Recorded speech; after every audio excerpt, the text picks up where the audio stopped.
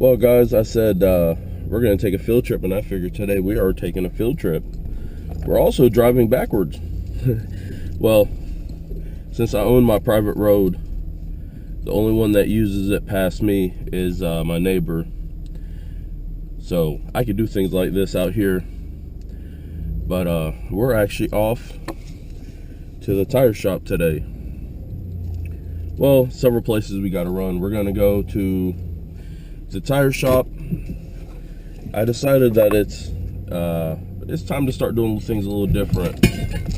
Ooh, things are moving around back there.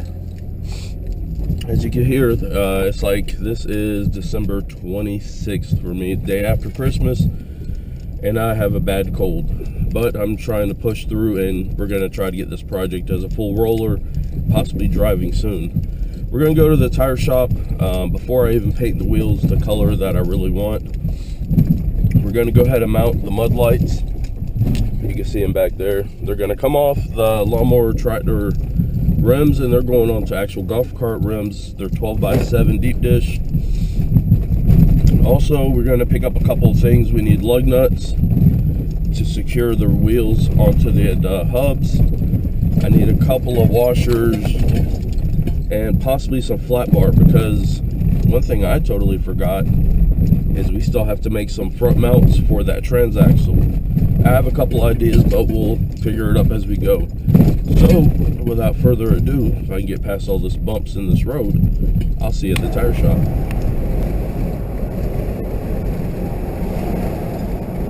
And just like that, we're here at the tire shop, and I'm hoping it looks like they are open. So let me pull in here, and I'll be back with you guys. Well, change of plans. I think I'm just going to hit the local auto parts store to find these little lug nuts. Not feeling good, and I'm ready to get back to the house, but the wheels are mounted. And just like that, we have the rears set up on Cousin Bubba. Went ahead, stopped by one of my two favorite tire shops that are here in town. Depends where I'm at. Depends which shop I go to, because I know all the guys at both. Stopped by the local Advance, seen one of my friends. Got a deal on, I went ahead and replaced all 8 lug nuts. I had one to kind of get the thread pitch and the diameter. So she used that as a reference, told her just give me 8 brand new ones. Got the wheels mocked up. I still would like to paint them a John Deere yellow, because I think this thing is going to be a John Deere theme, being that it's definitely a contraption. I like the way how high the rear sits up. I want to see about doing some kind of homemade lift for the front. So that's going to be here in the future. Got 3 of the 4 tires rolling. That one, I believe, had a tube in it. Not sure. I need to pull that one off on the passenger's front. And possibly we can go ahead and, not far here in the future, we'll go ahead and do a test drive. See what everything's looking like. So the axle's in, the hubs are on, tires are on. Just a couple little odd things to do. I want to come in here. Let me make sure I get you in frame. I want to slice this somewhere right here where my finger's at, because that's where the very push point is at. And I'll thread this for a small nut and bolt. We're going to modify this so that way we'll put the spring and everything forward and reconfigure this. So that way when you push the clutch in, it'll take tension off the belt and it'll push the brake. So we'll have to get that done. Belt's on. I just need to redo the belt guard, and we need to do something with the shifter. I'm thinking about cutting this tab off, and I found some round bar, which is approximately close enough to what I need. I just have to figure out. Oh, let me get this bottle out of the way. I just need to figure something out on this side to hold it without having to go get another bearing. Maybe something, just keep it simple. Maybe even just basically redo this setup, so that way when the front rod is pushed forward, it pulls and pushes this to keep the shifting correct. I'm not sure. I need to go ahead online. I'm gonna probably do that later today and figure out exactly what the shifting is. This might be I don't know. I'm going to say this might be, it's all the way back. It might be first, and it slides through to neutral. I'm not exactly sure, so I need to figure that out. That's going to be the next step, is getting the shifter, the belt guard, and the brake. And we'll probably be able to take this thing for a test drive and go from there. So just stay tuned to the next set of clips. There's a couple of odd things I want to do. I'll probably run tomorrow to the hardware store. I need to get a 3/4, 2 3/4 washers. I just want to shim these hubs just a hair more. Take any bit of play that's left in them. Even though I got it very close, a little washer should be a perfect shim. So hopefully when this thing's done, we'll eventually slap the bed on it. I need to make some new mounts for the little bed, which was not more than a metal garden cart, but it makes a perfect little truck bed. So I guess just stay tuned to the next set of clips. That's what we're going to get ready to do. I don't know which one of these three we're going to work on, but we're just going to pluck away the belt guard, the brakes, and the shifter.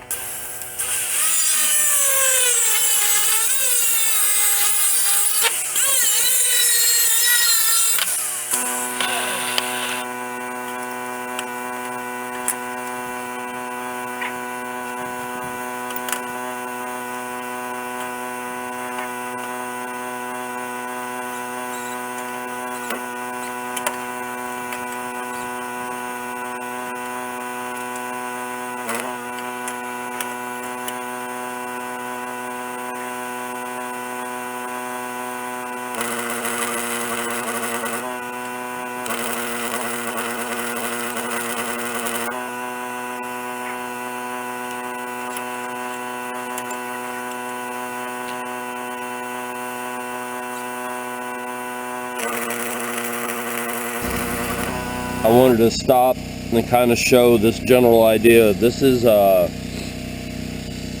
just some parts I found. This is a piece of angle iron. I just turned around and just drilled, it's a little bit bigger than a 1/2 inch hole. I didn't want to do another fancy bearing and all that, because I'm trying to keep this build at somewhat of a reasonable cost, because I have so much money dumped into this project over the last probably 5 years. So I went ahead and off camera, I welded this piece of angle straight to the frame. I slid the bar in and came through right to this setup and welded it in. Now the fun part's going to be to figure out, I need to measure what the total throw forward and what the total throw backward is, so we can kind of set the shifter up front. So I got to kind of determine, with the total throw forward, do I want the shifter all the way forward, and then we slowly work the gears back and figure out where first and reverse is at and come forward. So that's probably what I'm going to end up doing, is I'm going ahead and set it as far forward as I can get the shifter. And what I'll do, I'll just tack this up. This is the original bar, and this worked perfect. This was welded like right there, but it would have been on this kind of angle now. So I might actually just duplicate that, just tack this in, and just run some quick linkage down here and kind of figure that out. Probably gonna work on this off camera, and I'll bring you guys back as I get it figured out. But I just want a simple, just needs to be a simple shifter. All it's gonna do, as this bar rolls backwards, it will slowly click it in the gears forward, backwards, whichever way the momentum takes it. So let me tack this in, figure out proper alignment and all that, and we'll go from there. With that pesky generator shut off, I'm able to talk with y'all. Can hear me clearly. So I went ahead today, put the belt guard back in place. I realized when you do push the clutch in, it releases just enough tension off this, but it's not creating an issue where I think it's going to come off. So what I'm going to do is actually wait till I get this thing. I'm going to put a jack on the back of this thing, start it up, and test it out. Worst case scenario is I've got round bar like this. I'll just come in and just weld one piece on each side of this, and I believe that should take care of it if that's the most. I also went ahead and fabricated this little quick bracket. I have it so the shifter from up front is connected all through here. Now it's just come down to the geometry of figuring this out, where I can get to the very back here, and it's got to move approximately 2 or 3 inches forward. So that's just really it. This piece right here, it was just very lightly tacked on, and that's because I ran out of welding wire. So I'll come back and work with this piece. I might actually just remake another one, make it look a little bit nicer where it forms around the solid bar. This right here is going to be eventually cut off as soon as I could get all my geometry correct. This was just a piece laying around, and that's why I don't throw nothing away, because I had a perfect Z-bend that went right into that hole. So as soon as I get the geometry here figured out, I'm going to do all that off camera, because it's just going to be tedious. We'll have, hopefully, the shifter done. The axle is in, transaxle. I did scavenge, I didn't leave it out here. I did scavenge a piece off the old the old piece that was in here. It's a little bar that goes kind of across, and I have to come down to here is where the bolt holes are at.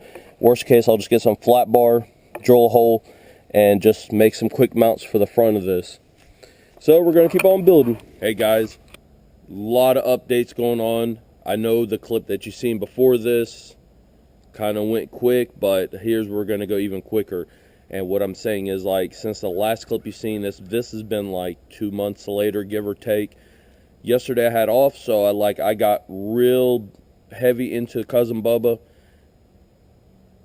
The redneck golf cart's coming to life more and more. Let me flip you around. I'm going to show you all the stuff I got done yesterday.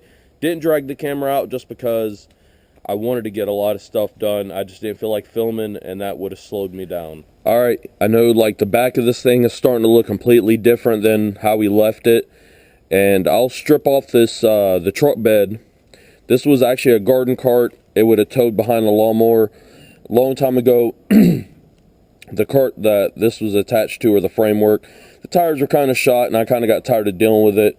And I had a customer sell me a better unit that I use around my little makeshift farm. So this thing was not the best, but this thing has more, it has meaning to me, is why I decided to keep this thing incorporated into Cousin Bubba. You might see the trash cart written on the side. A friend of mine, James, he passed away, this is probably 3 or 4 years ago, and his wife was cleaning up, so she had gave me a multiple trailers and different things to get rid of them out of the yard. So when I was designing Cousin Bubba, since I had this space, I said, you know what, it'd look kind of cool to have a little truck bed back here. So that's where I got the idea for that. And since I had took it off to play with the rear end like 2 rear ends ago, the taillights got bent, but it doesn't matter. I'm going to actually change these brackets. I kind of just threw them on there originally just to see what it would look like. So we got, we'll have 2 tail lights that when at nighttime driving, either they'll stay on or incorporated in. That's a 72 Yamaha Enduro. I can't remember the exact model. That rear tail light and those 2 small ones. So I wanted to incorporate them into this because, I mean, really it's a Frankenstein project. So we got a truck bed, we got a little removable tailgate, we got all this lighting for back here for nighttime, and I haven't decided how I'm going to do it. It could be these 3 stay on, and then I'll have them 2 blinking, and I have the original 2 for the front of that Enduro, which I wanted to incorporate, which are amber. So I'm thinking about putting them up here. And then these will be for, like I said, nighttime driving.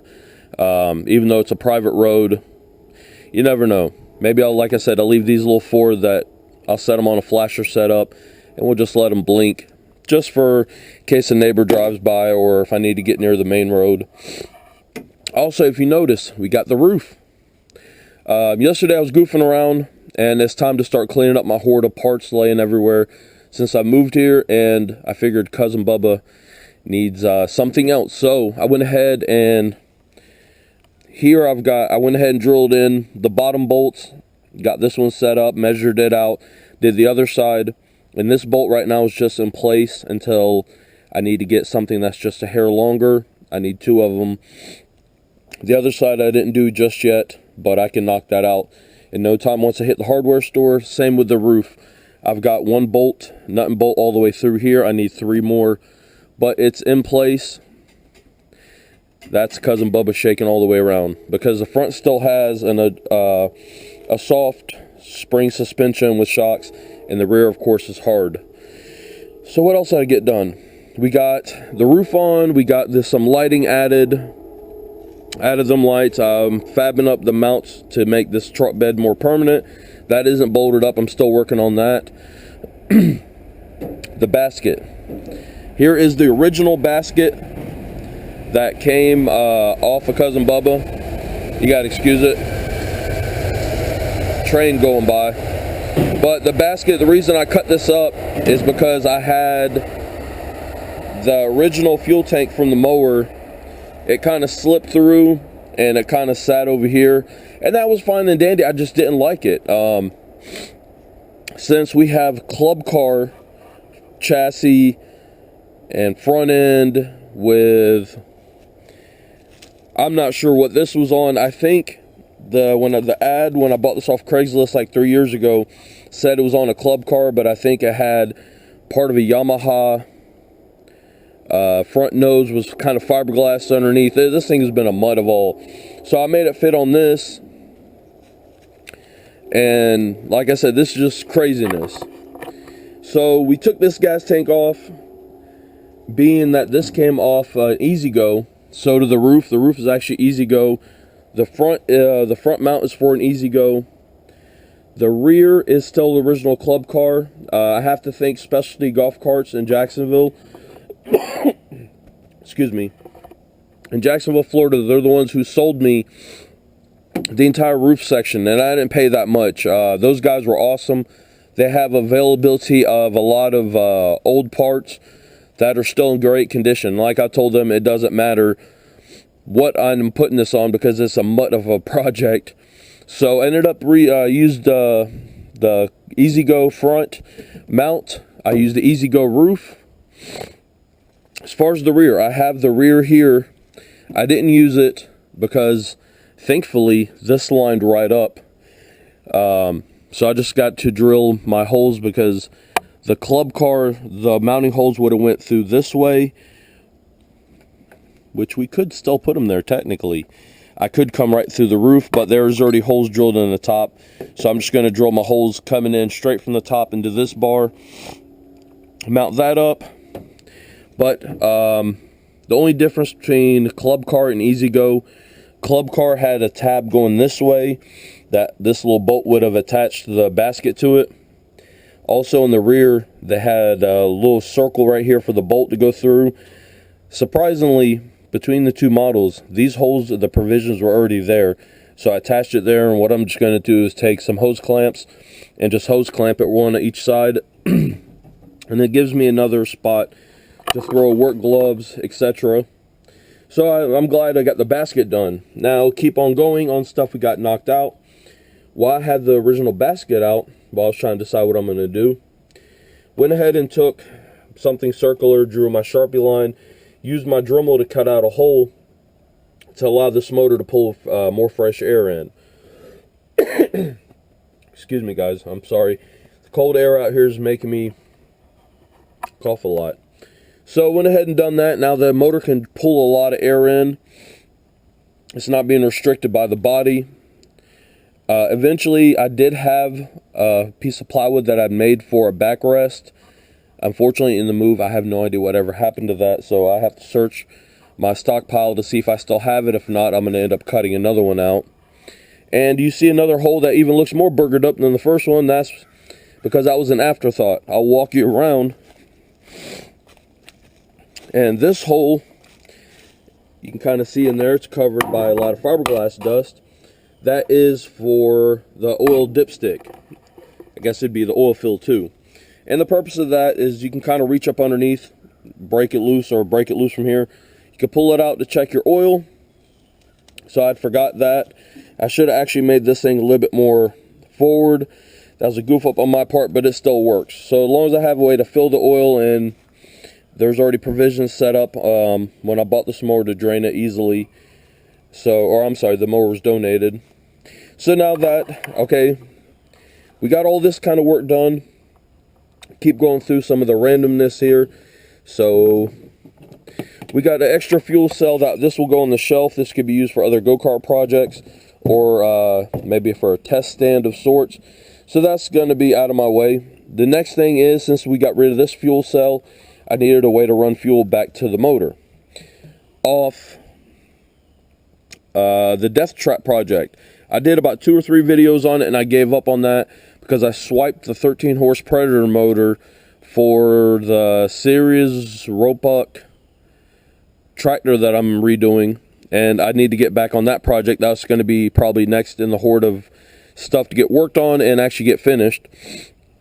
So I swiped the motor off that, and I cut part of the little 1/2 inch by 1/2 inch square, what do you call it, the leg for the chair. Since I've been swiping everything off of that and getting it back to just scrap, it's going to end up being trashed, minus the go-kart front end. So I had fuel tank. I kind of like the fact of having fuel tanks that look more kind of in line with everything. So what I'm thinking about is just mounting a fuel tank right here. Just happened to be, I had that fuel tank laying on the cart that came off a junk Honda motor that was donated to me. So I'm not sure the fuel capacity on these, but this one, since it's a 13 horse, will hold a lot more fuel than that one. I'm actually thinking about running dual tanks on this thing. Keeping I guess, with the project of redneckness. So that's probably going to be here a little bit later as I get cranking up on working. I'm going to go ahead and mount both the fuel tanks, and later on what I'll have to do is come in and wire them together. I'll figure all that out as I go. So I got to get some more fuel line, a tee them together, maybe put an off and on valve on one, keep one as a main tank, one's a reserve, and we'll figure it out from there. Now the biggest thing that we left off on the last clip, now I know most of you are probably getting bored of me talking, but I'm excited. The main thing is, if you notice down here, there's an N. And why? This is actually neutral. This works now. Let me get the truck bed off and I will show you what I did. Alright, getting back to the shifter, and this is the part that I enjoyed, and it's all about geometry, and I don't know if you want to say physics, but it's definitely geometry. If you remember last, I had this little contraption, it was kind of hooked here, and it went to this bar, and I had welded it up, and we had this little tab. Well, again, it's geometry, physics. I'm guessing it has something to do with physics. I wish I'd have paid more attention in school, but it took me a little bit of thought, because I kept thinking about this. I had a short tab here as well when I originally built this. Matter of fact, the short tab is still here. It's about the same exact height. When I had this rod originally connected to it, the lever up front needed a 3 foot of movement back and forth to do 4 inches of movement back here. I got irritated and I had found this piece of square tubing. It's like 1/2 inch by 1/2 inch. I welded up, drilled a hole, like I was just so irritated, and it worked. Well, when I moved the tab from here, which this was a perfect setup for the hydrostatic rear, but when I moved it here, now I caught a bunch of problems. So this is why I kind of gave up for about a month, that, and I was busy with other stuff. So I needed to think about what was I doing wrong. And this is what I basically came up with. I went to that chair, swiped a piece of the leg, and here's this piece, and I took it to the, we'll just stick that there for now. I took it over to the drill press and drilled 3 identical holes straight up. I got goofing around. I tacked this together. Well, actually I tried the thinner rod. We hooked it up, or I hooked it up to the very top hole. Problem is the rod started bending, so it just happened to be because I keep hoarded stuff around. This came off a mower. I just had to upsize the hole that was in this bracket, change the angle, re-weld it, and I tried it on the top hole. And it worked okay, but it just something I didn't like about it. So I kind of bypassed the middle hole, went straight to the bottom one, did some reconfiguring, and it shifts flawlessly. So that's the part. Now we can get in from reverse, which is forward of neutral. So all the way forward is going to be reverse. You bump it back a hair, you got neutral. But then to go into first gear, you got to bring it all the way back. So with this, all the way in this furthest back position, it goes first through sixth, neutral, then reverse. All the way forward. One more click forward is going to be reverse. Ended up, I cut this off just because of clearance for the truck bed, and now we're basically set. So that is done on this part. Just trying to finalize some stuff. I do want to eventually come back in here and paint this back half of the mower. I want to get it in some black paint, but I'm going to do that at a later date. Just like I want to install an alternator. Yes, I know that the engines have their own charging system, but this one apparently it doesn't work, or it does work, but the lighting coil in it is not working, and I want to run more lights. As you can tell, I also want to run a light bar across the top. And let's see, walk you over here. Maybe in the future, if I beautify this, they actually do make the original headlights to go in this F-150 body, but the only place that I know has them is way further south. I contacted them once. Something happened. I can't remember exactly what. I was going to buy the actual headlights and the grill, and that's a possibility, just to put it back in there to make it look cool, or we're going to make our own headlights and make our own grill. But that's in the beauty stage of this later on. So I guess what I'm going to do, I'll work on mounting these gas tanks. Let me knock that out. Mount the tanks, drill the extra holes, and get this truck bed mounted for today. A couple of holes later, we basically got it mounted. I drilled 2 holes here. We got a hole right there. You can kind of see from the bottom side. And I had to make one more. There's a little bulge in the bottom of this fuel tank. So I think that's perfect. Since this engine does have a fuel pump, these tanks don't have to be mounted above the motor. But I thought it was kind of cool just to mount them off to the sides.